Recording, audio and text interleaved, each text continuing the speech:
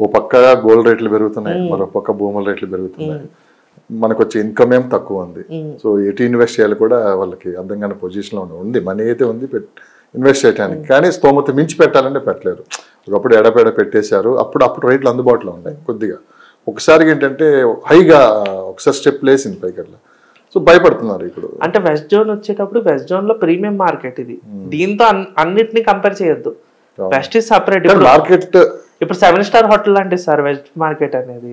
అవును, public 2 star 3 star సరిపోద్ది. కానీ ఎటు డెవలప్మెంట్ ఉంటే అటువైపు చూస్తారు కదా, మిడిల్ క్లాస్ పీపుల్ అయినా ఎవరైనా సరే. డెవలప్మెంట్ ప్రతి పక్కల అవుతుందండి. ఇప్పుడు సౌత్ జోన్ చెప్పే కదా మీకు, బెంగళూరు హైవే, శ్రీశైలం హైవే రెండో అవుతున్నాయి. ఆదిబట్ల దగ్గర టీసీఎస్ ఉంది, అంటే సౌత్ జోన్ వైపు వెళ్తుంది. నార్త్ వైపు, ఈస్ట్ వైపు ఏంటంటే గవర్నమెంట్ ల్యాండ్స్ లేవు. అక్కడ న్యాచురల్ గా మార్కెట్ వెళ్తుంది, కానీ అక్కడ కంపెనీస్ రావడానికి గవర్నమెంట్ ల్యాండ్స్ లేవు. ఎయిర్పోర్ట్ భవిష్యత్తులో రాబోయే 5 to 10 years లో ఈ బెంగళూరు హైవే కన్నా నాగార్జున హైవేకి విపరీతమైన డిమాండ్ వచ్చే అవకాశం ఉంది. అప్ టు నాగార్జున సాగర్ వరకు ల్యాండ్ ఫ్యూచర్లో కొనాలన్నా దొరకదు అనే స్టేజ్కి తీసుకొని పోయే అవకాశం ఉందని చెప్పి కూడా వినిపిస్తున్న మాట. ఎంత ఊరుకుండేసినది అంటే అటుపక్క ఐటీ పీపుల్ పెద్దగా రారు. గచ్చిబౌలి ఇటుపక్క ఉంది కదా, మీ పాకెట్ అంతా ఐటీ ఎంప్లాయీస్ ఎక్కువ ఉంటుందండి. బిల్డర్స్ కూడా ఐటీ ఎంప్లాయీస్ మైండ్ లో పెట్టుకుని ప్రాజెక్ట్ అనేది. 4th సిటీ కంప్లీట్ అయిపోతే 4th సిటీ పక్కనే ఉంది కదా, ఇంక ఏదన్నా కానీ అటు సైడే ఉంటారు, కానీ ఇటు సైడ్ అయితే రారు కదా. ఇటు డెవలప్ 4th సిటీ డెవలప్ అయింది అనుకోండి, ఇటు మీరు అన్నట్టు గచ్చిబౌలి కావచ్చు, హైటెక్ సిటీ కావచ్చు, నియోపోలిస్ కావచ్చు, కోకాపేట, ఇంక ఇప్పుడు ఇట్లా కొనే పొజిషన్లు ఇప్పుడే లేరు.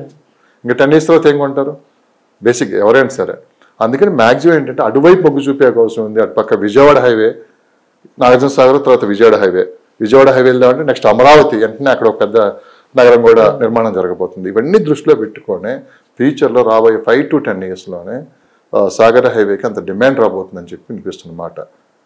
అంటే ఫ్యూచర్ సిటీ కంపెనీస్ రావాలి, వచ్చిన తర్వాత కంపెనీస్ ఎంతవరకు శాలరీస్ ఇస్తారు. నేను అందుకే సార్ చెప్పింది రాబోయే 5 to 10 years అయితే అక్కడ ఉంటది మార్కెట్. ఎందుకంటే ఆ కంపెనీస్ కూడా మంచి కంపెనీస్ ఇస్తున్నారు కాబట్టి, మన దావోస్ లో కానీ ఇది కానీ యావరేజ్ శాలరీ కూడా అక్కడ 30,000 నుంచి స్టార్ట్ అవ్వచ్చు 1 lakh వరకు.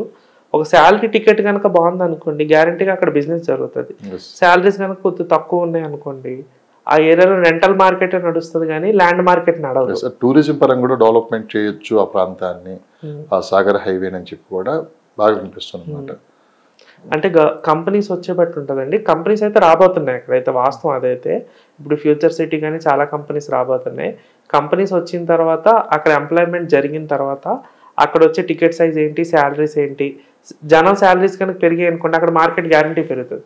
ఇప్పుడు ఐటీలో కూడా మీకు ఇక్కడ వెస్ట్ జోన్ లో రేట్లు ఉండడానికి కారణం ఏంటంటే ఇక్కడ ఉన్న పబ్లిక్ ఎఫర్ట్ బట్టి. ఇక్కడే ఐటీలో కనుక 25,000 30,000 ఉంటే ఎంత రేట్లు ఉండవు ఇక్కడ. ఐటీలో 3 లక్షలు 2 లక్షలు 1.5 ఎన్ఆర్ఐస్ అయితే 10 లక్షలు సంపాదించిన వాళ్ళు ఉన్నారు, యుఎస్ లో 8 లక్షలు సంపాదించిన వాళ్ళు ఉన్నారు. అందుకని మార్కెట్ అంతా పెరిగింది అనమాట. ఓకే, అక్కడ పబ్లిక్ ఇన్కమ్ బట్టి మార్కెట్ ఉంటది జనరల్ గా చెప్ప. కానీ కొనుక్కునే వాళ్ళకి రైట్ టైం అక్కడ కూడా. తక్కువ అంట. ఇప్పుడు సాగర్ హైవేలో ప్రైజెస్ తక్కువ ఉన్నాయి.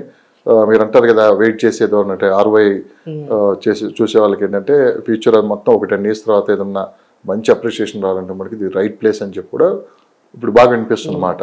బేసిక్గా అందరూ ఏమంటున్నారంటే 4th సిటీలో ఆల్రెడీ రేట్లు పెరిగిపోయాయి, 4th సిటీకి మించి ఇంకేదన్నా తక్కువలో వెళ్ళాలి, రేపు ఫ్యూచర్ ఇదంతా కలిసిపోతుంది ఈ ప్రాంతం అంతా అనుకుంటే సాగర్ హైవే అని చెప్పి వినిపిస్తుంది. సాగర్ హైవేలో తక్కువ ఉన్న మాట వాస్తవం. అది కొనుక్కునే వాళ్ళకి కూడా అదొక పార్ట్ ఆఫ్ ఇన్వెస్ట్మెంట్ అవుతుంది. అంటే ఇన్వెస్ట్ చేసిన వాళ్ళు కూడా అంతా ఒకే దగ్గర పెట్టారు డబ్బులు. ఈ ఒక దగ్గర ఒక ప్లాట్, ఒక హైవేలో ఒక ప్లాట్ ఉంది అనుకోండి, ఇంకా హైవేలో ఇంకో ప్లాట్ కొంటుంటారు అనమాట. అది సాగర్ హైవేలో ఏంటంటే ఇప్పుడు 4th సిటీ వర్క్ అది స్టార్ట్ అవుతుంది కాబట్టి రేడియల్ రోడ్ ఒకటి వేస్తున్నారు, 300 feet రోడ్డు.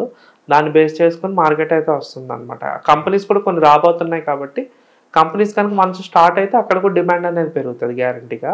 దాని మాస్టర్ ప్లాన్ ఏంటి, అక్కడ లేఅవుట్స్ అనేవి కొద్దిగా తక్కువ ఉన్నాయి వాస్తవాన్ని చెప్పాలంటే. సాగర్ హైవేలో ముందు నుంచి లేఅవుట్లు తక్కువ, అక్కడ కాలేజెస్ కొద్దిగా అక్కడ కొద్దిగా అలవాట్లేదు జనానికి వాస్తవానికి. ఇటుపక్క ఎయిర్పోర్ట్ ఉండడం వల్ల బెంగళూరు హైవే, అటుపక్క ఫార్మాసిటీ వస్తుందని శ్రీశైలం హైవే.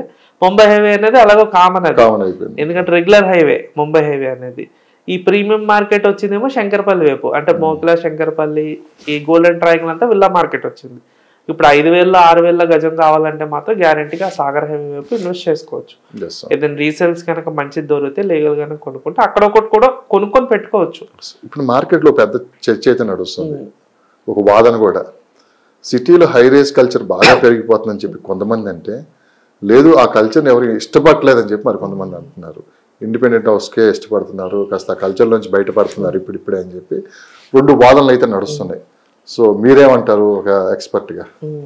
అంటే ముందు మనకి ఇండియన్ హౌసింగ్ తీసుకుంటే ముందు హట్స్ ఉండేవి, తర్వాత పెంకుటిల్లు వచ్చాయి, తర్వాత ఇండిపెండెంట్ ఇల్లు వచ్చాయి, తర్వాత స్టాండ్లోన్ గ్రూప్ హౌస్లు వచ్చాయి, దాని తర్వాత స్టాండ్లోన్ అపార్ట్మెంట్లు వచ్చాయి, దాని తర్వాత చూసుకుంటే హై రైజ్. ఇప్పుడుండే హై రైజ్ జమానాలో ఉన్నాం అనమాట మనం. ఈ హై రైజ్ ఏదైనా ట్రెండ్ అనేది చూసుకుంటే కనుక ఒక 10 years అనేది బాగా నడుస్తుంది ట్రెండ్ అనేది. మళ్ళీ బ్యాక్ టు రూట్స్, మళ్ళీ వెనక్కి వస్తే ఏంటంటే ఇండిపెండెంట్ హౌస్ నే లైక్ చేసిన వాళ్ళు ఉంటారు అనమాట. ఎందుకంటే ఆల్రెడీ గేట్ అండ్ ఎంజాయ్ చేశారు, అందులో ఉన్న ప్రాబ్లమ్స్ అందులో ఉంటాయి, ప్రైవసీ అది కొద్దిగా తక్కువ ఉంటుంది, పక్క వాళ్ళతో డిస్టర్బెన్సెస్ కానీ ఇది కానీ స్టార్టింగ్ లో అంతా బాగానే ఉంటుంది, దాని తర్వాత అది మెయింటెనెన్స్ కానీ దానివల్ల ఏంటంటే కొంతమంది ఆల్రెడీ కొద్దిగా ఏజ్ వచ్చిన పీపుల్, ఆల్రెడీ 50+ ఉన్న వాళ్ళు ఇండిపెండెంట్ హౌస్ అయితే బాగుంటుంది, మనకు ప్రైవసీగా ఉంటుంది, కావాలంటే పైన ఒక 2 రూమ్లు ఎక్స్ట్రా వేసుకోవచ్చు అని చెప్పి ఏంటంటే ఇండిపెండెంట్ హౌస్ అనేది కొద్దిగా లైక్ చేస్తున్నారు. లాస్ట్ 1-2 years నుంచి స్టార్ట్ అయింది ఈ ట్రెండ్ అనేది. ఎవరైతే బోర్ కొట్టిందో వీళ్ళు దానికి వెళ్తున్నారు. అంటే అది మంచిదా చెడ్డదా అనేది కాదు, వాళ్ళకి అది బోర్ కొట్టింది. నా పేరు షబీర్ అండి, ప్రాపర్టీ ఎక్స్పర్ట్. నన్ను 24/7 మీరు ఎప్పుడైనా కాల్ చేయొచ్చు. నాకు చాలా లొకేషన్స్లో నేను బిజినెస్ అనేది చేస్తుంటాను అనమాట. హైదరాబాద్ 360 degreesలో అందులో 180 degrees అనేది మనకి ఎక్కువ మార్కెట్ జరుగుతుంది, west zone and south zone అనమాట. South Hyderabad and west Hyderabad అంటారు. ఎందుకంటే వెస్ట్ హైదరాబాద్లో ఐటీ ఉంది, సౌత్ హైదరాబాద్లో ఎయిర్పోర్ట్, నెక్స్ట్ ఫ్యూచర్ సిటీ ఎక్కువ డెవలప్మెంట్ అనేది జరుగుతుంది అనమాట. 2 కూడా పక్కనే ఉంటాయి అనమాట. రెండింటికి చూసుకుంటే కనుక 30 minutes డ్రైవ్ ఉంటుంది. దీని గురించి మీకు ఏమైనా ప్లాట్స్ కావాలన్నా, మీ ప్లాట్స్ ఏమైనా అమ్మాలన్నా, లేదా మీ సజెషన్స్ ఏదైనా సజెషన్స్ మీకు కావాలన్నా కానీ, ఏదైనా ప్రైస్ కంపారిజన్ ఏదైనా చేయాలన్నా కానీ నాకు 24/7 మీరు కాల్ చేయొచ్చు. నా ఫోన్ నెంబర్ వచ్చి 9985054001. Repeat 9985054001. Thank you so much.